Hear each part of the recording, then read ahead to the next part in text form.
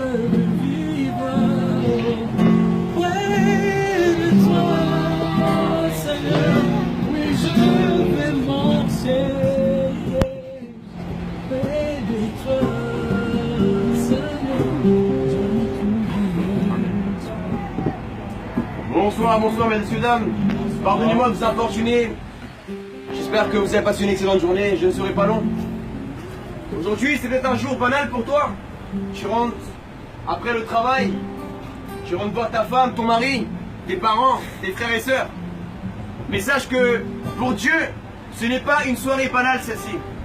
C'est le soir où Dieu veut se révéler à toi. Que tu sois athée, hindouiste, bouddhiste, chrétien, juif, musulman. Sache que Dieu n'est pas un concept. Dieu n'est pas une religion. Mais la Bible dit que Dieu est amour. Et celui qui ne connaît pas l'amour ne connaît pas Dieu.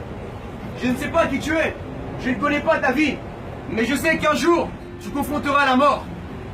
Tu as beau être belle, tu as beau être beau, tu as beau être mince ou un peu plus fort. Mais sache que la mort ne respectera pas ton âge. La mort ne respectera pas ta couleur de peau. La mort ne respectera pas si tu as de l'argent ou pas. Mais la Bible dit que Jésus-Christ a vaincu la mort il y a 2000 ans. La mort n'a même pas pu le contenir. Moi qui te parle, j'étais un jeune qui me moquait de Jésus-Christ. Je ne savais même pas qui était Jésus. J'étais un jeune qui était esclave de la drogue, dépendant de la violence. Mais quand j'ai ouvert la Bible, j'ai été impacté par ce message merveilleux de l'amour de Dieu. Vous savez, les prophètes ont dit « aime ton prochain ». Mais Jésus est allé plus loin que n'importe quel prophète. Jésus a dit « pardonne ton ennemi ». Qui peut pardonner son ennemi? Qui peut pardonner l'homme qui l'a trompé avec sa femme? Qui peut pardonner la femme, sa meilleure amie qui t'a appelé ton mari? Humainement, tu ne peux pas le faire. Mais c'est là où l'amour de Jésus intervient. Aime ton ennemi. Pardonne celui qui te maudit. Prie pour ceux qui te persécutent. Et voici le message que j'ai pour toi ce soir. Tu me diras, mais ce n'est pas le lieu, monsieur, de prêcher la parole de Dieu. J'aimerais te dire que Dieu veut te parler. Et que Dieu n'habite pas dans les églises. Dieu n'habite pas dans les mosquées. Dieu n'habite pas dans les synagogues. Dieu veut habiter dans ton cœur aujourd'hui. Voilà pourquoi la Bible dit que Dieu créa les cieux et la terre en 6 jours. Mais on ne dit pas que Dieu s'est reposé au 6e jour. On dit que Dieu s'est reposé au 7e jour, après avoir créé l'homme. Ça veut dire que lorsque Dieu a créé les animaux, la terre, les étoiles, il n'a pas trouvé un endroit pour se reposer.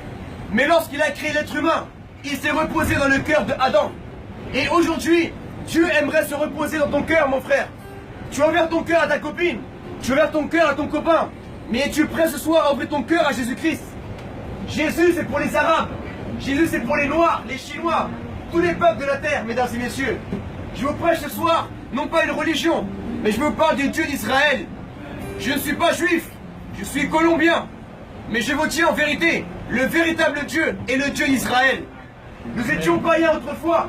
Nous, les Latinos, les Arabes, les Noirs, les Blancs. Il y avait les druides en France, les Celtes. Certains adoraient la lune dans notre peuple, adoraient le soleil, la terre, les animaux. Mais Dieu s'est tourné vers nous à travers Jésus-Christ, son Messie. En hébreu, Jésus veut dire Yahshua. Le nom de Dieu en hébreu, c'est Yahweh. Et Yahshua veut dire le salut étant Yahweh, le Dieu d'Israël. Vous avez entendu parler des élections de Donald Trump. Qu'il soit bon ou mauvais, laissez-moi vous dire que Trump veut dire trompette. Et la Bible parle dans Apocalypse des trompettes, des signes de la fin des temps. Les apôtres ont demandé à Jésus, parle-nous un peu de ton retour. Jésus a dit, il ne restera pas une pierre sur une autre pierre. Il y aura des faux prophètes. Il y aura des maladies dans le monde. Il y aura des guerres, des tremblements de terre. Mais n'ayez crainte, toutes ces choses-là doivent arriver. Amen. Alors ce soir, repens-toi de ton péché. Demande pardon à Dieu et tu auras la vie éternelle, mon frère, à travers Jésus-Christ. Ouvre la Bible et passe une excellente soirée. Sois béni.